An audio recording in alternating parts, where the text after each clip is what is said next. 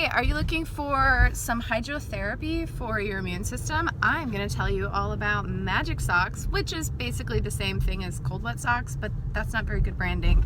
I am in the car here and Paul is driving, and I saw that I had a question on my Facebook about why the heck would anybody put a frozen pair of socks on their feet.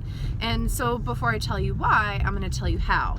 So the first step is to get a pair of ankle cotton socks and get them wet, wring them out, and then lie them flat in the freezer. Meanwhile, go and take a nice hot shower, get those Tootsies toasty warm, and then when you get out, dry off, and then pull those frozen socks onto your feet. If you need to say some curse words, go ahead and let them rip, my love. Expression is king.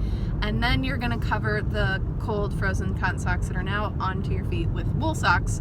Go to bed, they'll be warm and dry in the morning. So the question is why the heck would I do something like this? For the people that I know who live in the Midwest, this may make more sense than the Arizonans and Californians that I work with, but bear with me. When you go outside and it's really cold, have you ever noticed that your nose gets really red?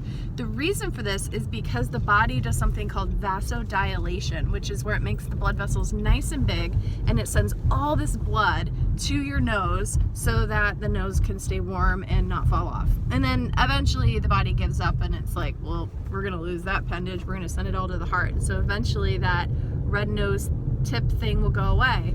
But the same phenomenon happens in your feet. So the feet are getting incredibly cold, the body vasodilates, it sends all of this blood down to your feet.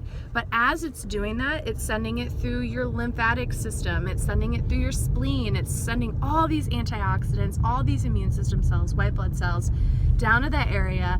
It's shunting it all to the tips of your toes, and then it's pulling it back.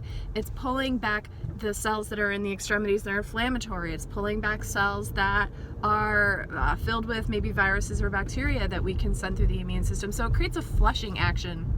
Kind of imagine like taking a sponge and putting it under the sink with the water running and just squeezing the sponge. This is sort of what you're creating using Magic Socks hydrotherapy.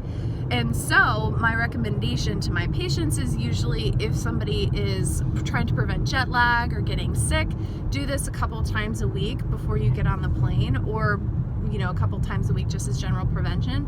And if you actually get sick, I would do these puppies every single night, and they work incredibly well. There are some contraindications to cold wet Magic Socks. Is if you can't feel your feet due to peripheral neuropathy, your body's not going to be able to tell you if it's too cold. But generally speaking, most people are healthy enough where you're going to warm those socks up pretty quickly. When I do it, my feet feel really cold for 10 to 15 seconds, and then it just turns into a swamp, and that's why you have the wool socks over it. And so that's the joy of Magic Socks. It works incredibly well. Talk to your doctor first about trying any new protocols, but to learn more about the awesomeness that hydrotherapy has to offer, check back frequently and often. My website's www.drnicolecane.com. And now Paul and I are gonna go get a coffee to start our day. Love you guys. Bye.